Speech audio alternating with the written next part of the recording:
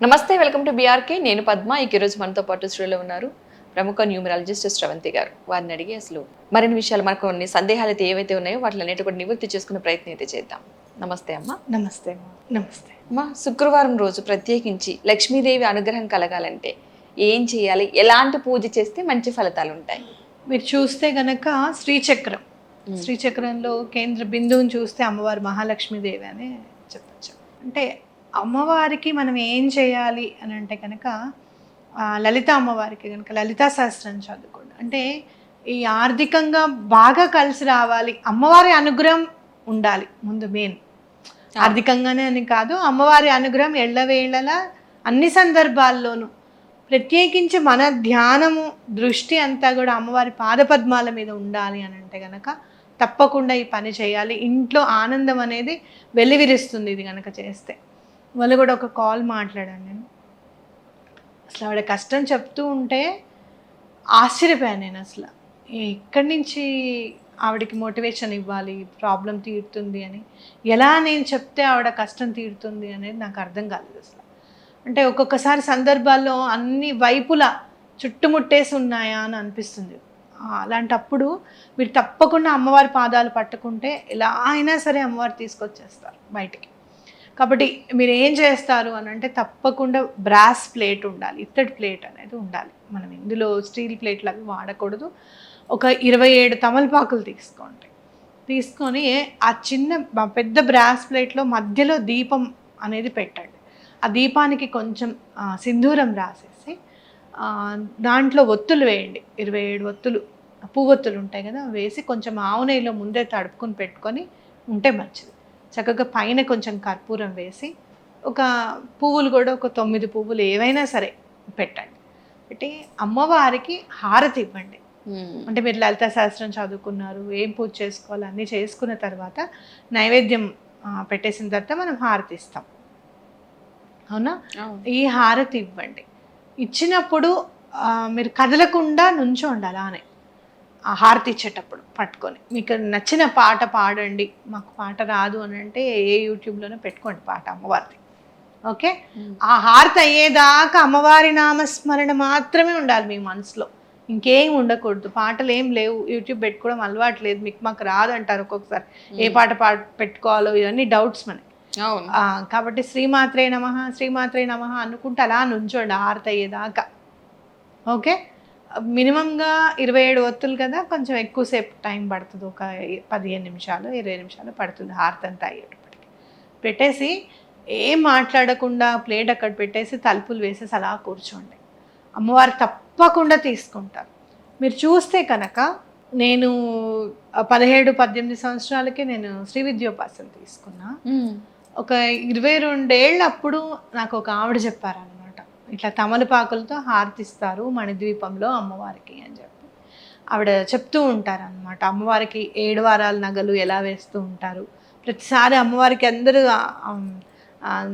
అంటే తయారు చేస్తూనే ఉంటారనమాట అమ్మవారిని. అది వింటూ ఉంటే కనుక భలే ఆనందంగా ఉంటుంది చాలా. కాబట్టి ఈ హారతి కూడా అమ్మవారికి అక్కడ ఇస్తారనమాట మణిద్వీపంలో. మీరు అది ఇస్తూ ఉంటే కనుక మీ మనసే మణిద్వీపం అవుతుంది అనేది గుర్తుపెట్టుకోవాలి, ఓకే? ఎక్కడ ఉంటారు భగవంతుడు, ఎక్కడున్నాడు అని అంటే నీలో ఉన్నాడు అని అంటూ ఉంటారు అందరూ. నాలో ఉన్నాడా, ఎక్కడున్నాడు అని అనుకున్నప్పుడు ఎలా నాలో ఉన్నాడని ఎలా తెలుసుకోవాలి అని అనుకుంటే, ఏదన్నా భగవంతుడికి సంబంధించింది ఇష్టంగా ఏదన్నా ప్రవచనం వింటున్నారు, చాలా ఇష్టమైన పాట వింటున్నారు అనుకోండి, ఒకటేసారి మనకి వెంట్రుకలు నిక్కబొడుచుకుంటాయి, గూస్ బంప్స్ అంట, అవునా కదా? అదే భగవంతుడు మనలో ఉన్నాడు అనేది గుర్తు, ఓకే? అంటే మనలో ఉన్న భగవంతుడు కూడా ఆ పాట విని ఆనందపడ్డాడనేగా అర్థం, అవునా కదా? అంటే ఏంటి అని అంటే అలాంటి సందర్భం ఏదన్నా వచ్చింది అని అంటే నీలో భగవంతుడు మేల్కొన్నాడు, అగో ఉన్నాడు అని నీకు చెప్తున్నాడు అనేది మనం అర్థం చేసుకోవాలి. కాబట్టి తప్పకుండా ఆనందాన్ని అనుభవించడం అనేది ఈ తమలపాకుల హారతి వల్ల తప్పకుండా కలుగుతుంది అనేది గుర్తుపెట్టుకోవాలి. అలాగే అమ్మవారికి తాంబూలం సమర్పించడం. మీరు నైవేద్యం పెట్టే తర్వాత తాంబూలం కూడా మనం అమ్మవారికి సమర్పిస్తాం. ఆ తాంబూలం కూడా చక్కగా మీకున్న దాంట్లో లవంగాలు, ఎలాచి, కొంచెం సుగంధ ద్రవ్యాలు ఏవైతే ఉన్నాయో అవన్నీ చక్కగా గ్రైండ్ చేసుకొని పొడి చేసుకొని పెట్టుకుంటే, తమలపాకులు కొంచెం ఆ పొడి పెట్టేసేసి కలిపేసి లవంగంతో మీరు పెట్టేశారనుకోండి, పినప్ చేశారు, బయటికి రాకుండా దూడు చేస్తే అమ్మవారికి అది సమర్పిస్తే కూడా చాలా మంచిదన్నమాట. మీకు మూక పంచసతి అలానే వస్తుంది. అమ్మవారి తాంబూలం వేసుకుని అక్కడ గుడిలో నడుచుకుంటూ వస్తారనమాట. తాంబూలం తీసిస్తే నేను తినను అంటాడు ఒకతను. పక్కన మూగవాడు ఉంటాడు, ఆ మూగవాడికి అమ్మవారు ఇస్తుంది. అది పెట్టుకున్నందుకే మూక పంచసతి వచ్చింది. 500 శ్లోకాలు అసలు అనర్గళంగా అమ్మవారి మీద రాశారు. మరి అమ్మవారు అడుగుతారు, నీకు ఇంకేం కావాలంటే, నాకు మళ్ళీ నేను మూగవాడిని అయిపోవాలమ్మా, నిన్ను కొలిచిన నోటితో మామూలు మాటలు మాట్లాడకూడదు ఇంక నేను అని అంటారు ఆయన. చూడు మరి అంటే జ్ఞానం అనేది, మన పిల్లలకి జ్ఞానం కావాలని అనుకున్నప్పుడు అమ్మవారికి తప్పకుండా తాంబూలం సమర్పించడం, అది మీకు ఇష్టం ఉన్న వాళ్ళు దాన్ని ప్రసాదంగా తీసుకోవచ్చు అనమాట. కాబట్టి శుక్రవారం రోజు ఎక్కువగా అమ్మవారి పూజ అలంకరణ కానివ్వండి, పువ్వులు సమర్పించుకోవడం కానివ్వండి, ప్రత్యేకంగా చేస్తే చాలా మంచిది. అలా లలితా సహస్రం 3 సార్లు చదువుకోవడం కానివ్వండి చేస్తే చాలా మంచిది అనమాట. కాబట్టి ఈ హారతి ఇస్తే కనుక ఎలాంటి ఇబ్బందులైనా తొలగిపోతాయి అనేది గుర్తుపెట్టుకోవాలి. చాలా సందర్భాల్లో మేము అసలు బిజినెస్ పెట్టాలనుకున్నాము, మేము చాలామందికి చెప్పాను, ఇది నేను బిజినెస్ పెట్టాలనుకున్నాను, నాకు ఎక్కడ మాకు సెట్ కాలేదమ్మా, హారతి ఇచ్చిన తర్వాత 2 వారాలు హారతి ఇచ్చామో లేదో 3వ వారం మాకు సోర్స్ దొరికింది బిజినెస్ పెట్టుకోవడానికి అని చెప్పిన వాళ్ళు కూడా ఉన్నారు. పిల్లల పెళ్ళిళ్ళు కుదిరిన వాళ్ళు ఉన్నారు, లేకపోతే ఇంట్లో గొడవలు అవుతూ అసలు చాలా ఇబ్బందిగా ఉంది అని అంటే ఆ ఇబ్బందులన్నీ తొలగిపోయిన వాళ్ళు ఉన్నారు.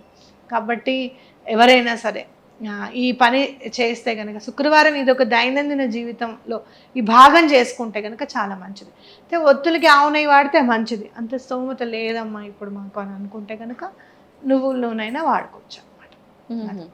హారతి ఇచ్చేటప్పుడు ఒత్తులు ఉంటాయి కదా, ఆవు నెయ్యి వేయడం అనేది ఇంపార్టెంట్. ఒకవేళ ఆవు నెయ్యి కాదండి మాకు దగ్గర లేదు అంత అంటే మీరు నువ్వుల నూనె వాడుకున్నా కూడా పర్వాలేదు, గానుగ నూనె వాడుకున్నా కూడా పర్వాలేదు అనమాట. ఎలా అయినా సరే అమ్మవారి అనుగ్రహం ఉంటుంది. మనం చేసే శ్రద్ధ చాలా ఇంపార్టెంట్. అమ్మ, అదే శుక్రవారం రోజున ఇంకా ప్రత్యేకించి అమ్మవారిని ఇంకా పూజించడానికి ఏమైనా ఆప్షన్స్ ఉన్నాయంటారంటే, అంటే ఒక తమలపాకులతో అనేది చాలా గొప్పగా చెప్పారు కదా, ఇంకా తమలపాకులతో పాటుగా కాకుండా మరి ఇంకేమైనా? అన్నపరవాణం పెడతాం కదా మనం అమ్మవారికి, అన్నపరవాణంలో కొంచెం కర్పూరం వేయడం, పచ్చకర్పూరం కొద్దిగా వేస్తే కూడా చాలా మంచిది అనమాట. అలాగే మందార పూలతో పూజ చేయడం, మాకు ఒక్క మందార పువ్వు అయినా సరే పెడితే అమ్మవారికి చాలా ఇష్టం. అలాగే మీరు చూస్తే కనుక గులాబీలతో పూజ చేస్తే కూడా అమ్మవారికి చాలా ఇష్టం, గులాబీలతో పూజ చేయడం. అలా మీరు అనుకుంటే కనుక ఒక అమ్మవారి అష్టోత్తరం ఉంటుంది కదా, మీరు లలిత అమ్మవారి అష్టోత్తరం చదివితే చాలా మంచిది, లేదు మహాలక్ష్మి అష్టోత్తరం కూడా చదువుకోవచ్చు అనమాట. అలా 108 పూలతో పూజ చేయడం అనేది. అలాగే మీరు మణిద్వీప వర్ణన ఉంటుంది, మణిద్వీప వర్ణన చాలా సులువుగా రాశారు తెలుగులో, అలాగే సంస్కృతంలో కూడా ఉంటుంది. మీకు ఏదైనా ఇల్లు కొనుక్కోవాలి ఖచ్చితంగా అని అనిపించినప్పుడు మణిద్వీప వర్ణన చేస్తే కూడా చాలా మంచిది అనమాట. మా ఇంట్లో అందరం కూర్చుని చదివితే మంచిది, లేకపోతే ఒక్కళ్ళైనా సరే మణిద్వీప వర్ణన చదివితే కనుక చాలా మంచిది.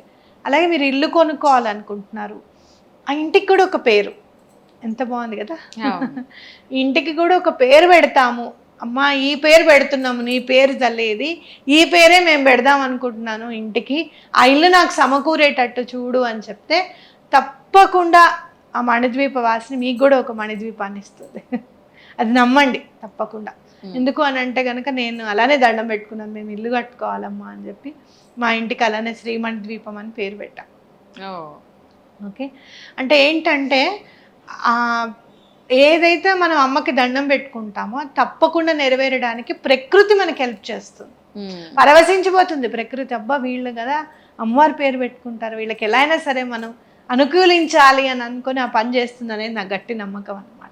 కాబట్టి మీకు ఎవరైనా కానివ్వండి, ఏ దేవి దేవతలు అయితే ఇష్టమో తప్పకుండా ఆ పేరు పెట్టుకుంటాము అని చెప్పి అనుకుంటే కనుక ఖచ్చితంగా ఆ పని అవుతుంది. ఆ సంకల్పం శుక్రవారం చేయడం అనేది చాలా ఇంపార్టెంట్. అట్లాగే మీకు ఏదైనా ఆర్థికంగా ఇంకా చాలా మెరుగవ్వాలి అని అనుకున్నప్పుడు అమ్మవారికి సింధూరం సమర్పించడం చాలా మంచిది. ఒక చిన్న బాక్స్ తీసుకోండి, అందులో శ్రీఫలాలు అని చిన్న చిన్నవి దొరుకుతాయి, అవి ఒక 5 రూపీస్ కాయిన్, 5 ఎలాచీలు, 5 లవంగాలు ఓకే, వేసి సింధూరం రోజు గనక సమర్పిస్తే చాలా మంచిది అనమాట. ఆర్థికంగా ఎట్లాంటి ఇబ్బందులైనా సరే తొలగిపోతాయి అనేది గుర్తుపెట్టుకోవాలి మనం. అక్కడ పెట్టి అమ్మ ఇది నేను ఇక్కడ గూట్లో పెడుతున్నాను, నాకు ఇల్లు తప్పకుండా ఇలానే అమరాలి అని చెప్పి మీరు కొబ్బరికాయ చూస్తే అందులో నీళ్ళు ఎలా ఉంటాయి, ఎక్కడున్నాయి ఈ రూట్స్, ఎక్కడున్నాయి ఈ కొబ్బరికాయలు, దాని నుంచి ఎంత గట్టిగా ఉంటుంది స్ట్రక్చర్. అవునా కాదా? అర గ్లాస్ నీళ్లు కావాలంటే 5 సార్లు కొట్టాలి ఖచ్చితంగా. అవునా కాదా? అంటే అలా నీరు ఎలా అయితే లోపలికి చేరిందో, ఎలాంటి సందర్భాలైనా సరే ఇల్లు మనకి అమరేటట్టుగా కొబ్బరికాయ చేయగలుగుతుంది అనేది నమ్మాలి. ఓకే, అంటే ఎలాంటి కోరికైనా కూడా అలానే నెరవేరుతుంది. అందుకే కొబ్బరికాయని ఇన్వాల్వ్ చేసింది మన జీవితంలో. అందుకని ఆ పూర్ణం కొబ్బరికాయ తీసుకెళ్ళి అమ్మవారికి సమర్పించడం గుళ్ళో, అమ్మ ఈ పని అయ్యేటట్టుగా చూడు నాకు అని చెప్పి చేయండి. ఇలా శుక్రవారం ప్రత్యేకంగా ఏదైనా అమ్మవారికి చేస్తే చాలా మంచిది. అనుకున్న పనులన్నీ నెరవేరడానికి అవకాశం ఉంటుంది. అంటే అమ్మవారికి ఇష్టమైనవి ఆవిడకి తయారయ్యేవన్నమాట. పసుపు కుంకుమ ఇవ్వడం, అట్లాగే సింధూరం ఇవ్వడం అమ్మవారికి, అట్లాగే పచ్చకర్పూరం ఇవ్వడం. హారతి ఇచ్చేటప్పుడు ఈ పచ్చకర్పూరంతో ఇవ్వండి స్వామి అని చెప్పి అక్కడ సమర్పించి రావడం, ఇలాంటివన్నీ చేస్తే చాలా మంచిది అనమాట. అనుకున్న పనులన్నీ కూడా నెరవేరడానికి అవకాశంగా ఉంటుంది. అవును, నిజంగానమ్మా చాలా మంచి విషయాలు తెలియజేశారమ్మా, ధన్యవాదాలు.